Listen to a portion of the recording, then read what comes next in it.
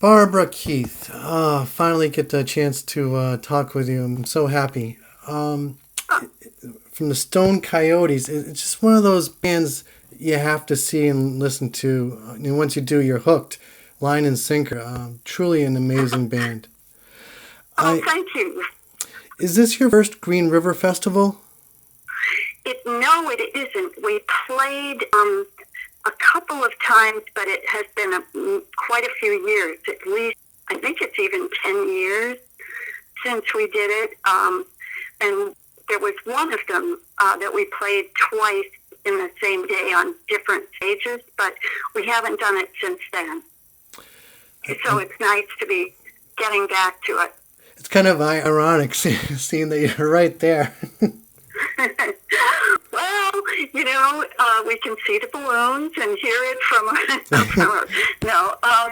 But yeah, it's fun. We enjoy it, and we'll hope for good weather. And but yeah, it'll be great, and we'll have our boys who are now young men, but they will be coming out to do guitar and bass. They live in California now, but and as you probably noticed from our website, that we don't play out as much as we used to. Right. We concentrate now more on our recording and writing, and so it is festive to be doing a festival, because it is coming out of sort of seclusion for a while. It's kind of great that you've kept it in the family, and like all families, eventually sometimes somebody will move away once they grow up and are off on their own. So yes, that's right, and that is what happened. And yet, when we do get together and they fly in from California, it feels like they never left. We can get back into it. They usually come out 3 or 4 days before a show, and we can get right back into our little pocket of Stone Coyotes. It's a great way to kind of guilt them into coming to visit. Say, oh, we have to do a show. Yeah. Hey. Right. Yep. And so it works all, and we have a lot of fun when they come out. Of course. Yeah. Is there do you think any day there'll be some grandkids joining the band too? Well, it's funny you say that, because one of our great-grandchildren, believe it or not, the girl, the youngest great-granddaughter, who is our daughter's granddaughter, is now 8. She's just about to turn 8, and she drums. She loves the drums. Oh. And so, I think it's going to be a family tradition. That's great. April Tibbles. So you can watch her name in life later. 10, 15 years from now, they'll be on the top of the... There you go. And keeping the Stone Coyotes going, and that's your legacy. Yeah. And it is hard to believe, Mark, that talk about keeping going, that we just never stop. Even if we're not playing out that much, we are recording or writing or practicing. We have, luckily, we're fortunate that we can practice in our cellar and not bother people. And so we just keep doing it, and we've had 14 albums, and we're working on new stuff right now. So it's turned into a life's work, hasn't it? Absolutely, and you've been there from the beginning practically. You started off doing some folk music, I believe, in the 60s. I did, yes. I did. I had my little Gibson J45 guitar that I took everywhere with me, and I went straight from college to New York City and got a job in Greenwich Village at the now considered legendary Café Wha, that saw a lot of beginnings of people. Hendrix played there. I think he did. Now I can't remember. But anyway, I did. I started early, and but I always heard in my head a backbeat and more of a strong presentation. And one day when I was practicing with more just not studio guys, but just people that were and out in California, and they took a break, and my husband Doug jumped up on the drums. He hadn't played since he was about 5 years old, and he just to experiment, he got on the drums. And I didn't even think. I just started jumping up and down, not because I was just being, hey, there's my boyfriend, husband, but that's the backbeat that I had been waiting for. So it was really exciting, and we've been just working on it ever since. And then John with bass, our son John plays bass and lead bar, and now his brother Junior has joined and plays another lead guitar, and he's played on some of the albums. So we are a musical family. Absolutely, and I love it.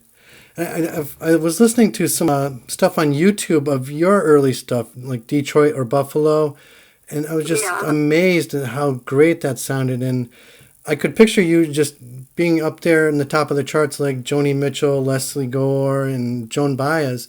And I kind of respect that you walked away. And Doug kind of walked away from being in the fame and limelight as well. I'm guessing there's no regrets, though, from what I've been reading. None. We have no regrets. Both of us just instinctively walked away.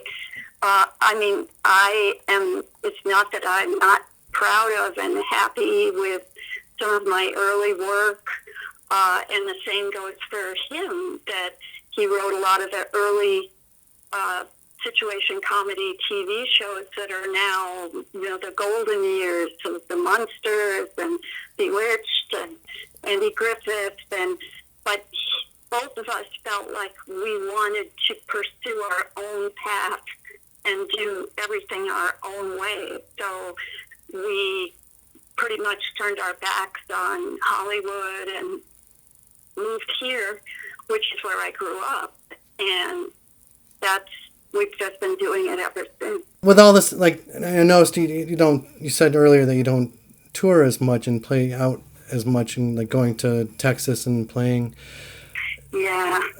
But you still stay active in your writing and constantly practicing in the basement. Have you ever considered writing a book about your, time in the homestead and on the road?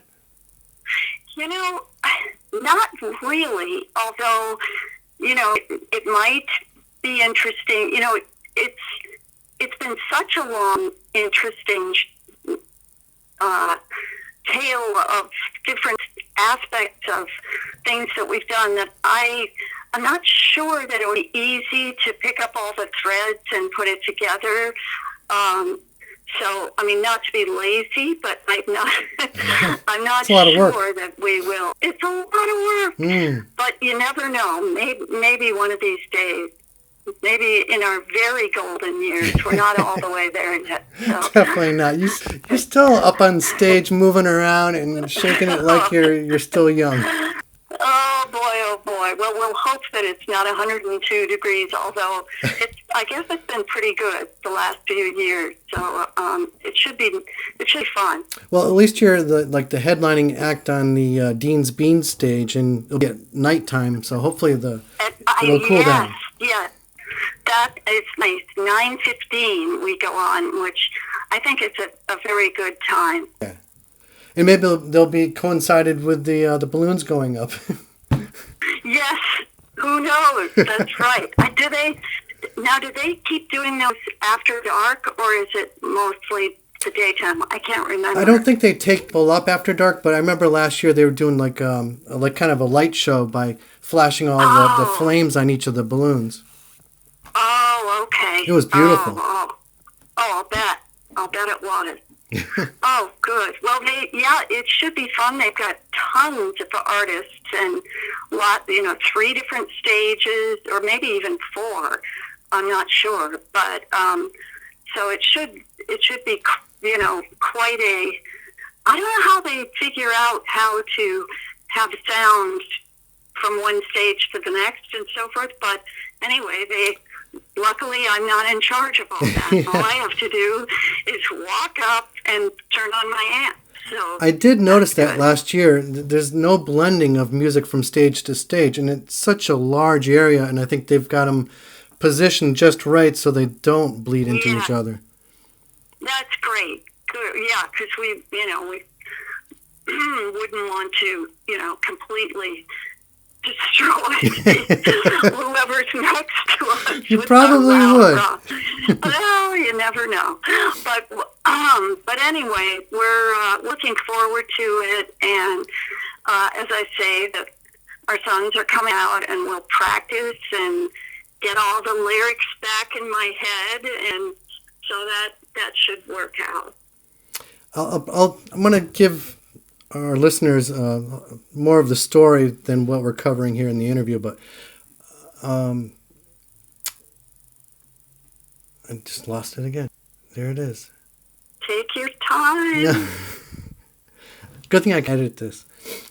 Yeah, that's what I do with anything I do with our recording. It's like chop, cut, different pace.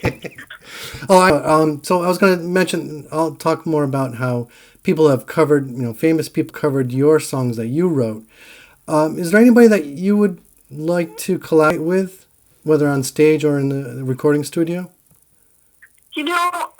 To be honest, I'm kind of a lone coyote person in terms of writing. The only person I collaborate with is Doug for writing, and I just have always been that way. I'm not a great, if I may be honest, team player. I definitely keep to more reclusive, and I don't want to say odd, because I'm not odd, but I just like to write by myself and wait for the inspirations that come periodically. But I don't think I'd be a good collaborator. But Doug he, bless his heart, has come up with some of our cool titles and helped with the lyrics for verses of, he's the one who thought of First Lady of Rock. Oh, I love the song. And Ghost of Vicksburg, and, so he's been a huge help as a collaborator. Well, you got to put his writing skills to use somehow. That's right. That's right. Yes. Now, I've read that you write story songs, and Yes. Are they more based on experience or imagination, or kind of just both? I would say more imagination and more, it depends. Some of the story songs are just pure imagination, putting yourself in that particular scene and picturing it, but it's not you at all.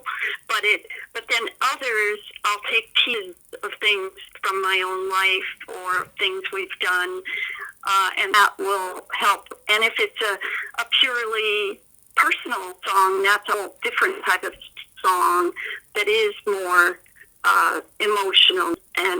But the ones that are stories, I've really never been in a rodeo or, done it. It's things that you just imagine.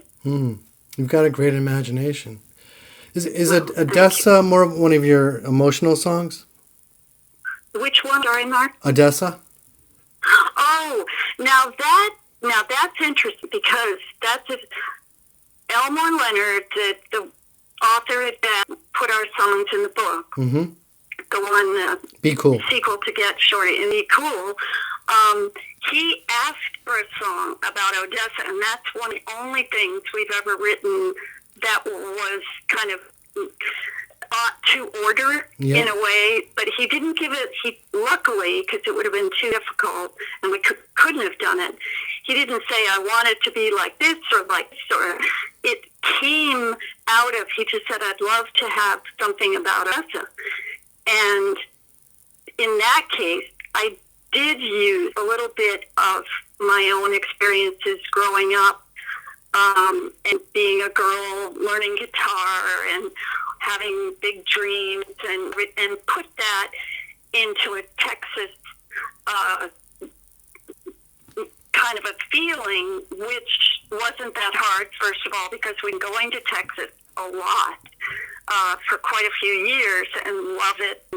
Had almost felt like a second home to us. And also my grandparents both lived in Texas when they were first married, so there's a little DNA there, and but that's how that song came about. So it was a little bit of a combination of my own life and our experiences together, and then imagination kicking in, thinking, what about this girl who did this and looked out over the oil fields and so forth. It was a little bit of everything. It's amazing. I love that song. I want to end this with a song I ask everybody, and maybe someday I'll compile all the information into a book. All the travel you've done and touring, is there any place you would look forward go to that would serve your favorite comfort food, like a local dive or restaurant? Oh, we love our food and comfort food. And when we drove to Texas, sometimes twice a year, 3 times. Wow. And that's quite a commute. Yeah. Almost 2,000 miles. So we would actually map out our route according to where we were going to eat on the way down. So we would find, but now I can't remember exactly places that we just loved, but of course we had spots, but I can't tell you exact ones, but comfort food, and we'd get to Texas and then go crazy eating lots of really good Mexican food and chicken fried steak and all kinds of good stuff. I don't know. So then, but as far as, I can't think of anything particular. Yeah, it's, what did you say? Oh, Doug just got up. To eat place in, where was it, Mississippi? Mississippi, the steak. We don't eat as much steak anymore, but that was pretty snappy. But mostly we there was a place in the Woodlands, Texas, where we lived as a second place for a while, and there was a place called Los Cucos that we loved everything on the menu, and so that would be something we do. Places like that would make a 2,000-mile drive a lot more bearable. More bearable is right, definitely. But, of course, we love the food here. We're huge, love the local farm stands. I'm so glad that we're getting to play right in the middle of the farmantry that benefits us. Yes. Where we get our fresh strawberries, and then we get the melons, and then we get the Tiskie's corn, and we go up to Hager's Farm Market on the trail, and those all, we just love them. Doug loves the local maple syrup, and so we're very, very lucky to be able to live where we work and to have, the beauty of New England around us. Very inspiring. Absolutely. I can definitely relate. Barbra, thank you so much for taking time to talk with me, and I cannot wait to see you finally. Great. We will be there with bells on and amps and drums and all kinds of stuff. So thanks, Mark. All right, Barbra, keep on rocking. All right, we will. You too. Bye now. Bye-bye.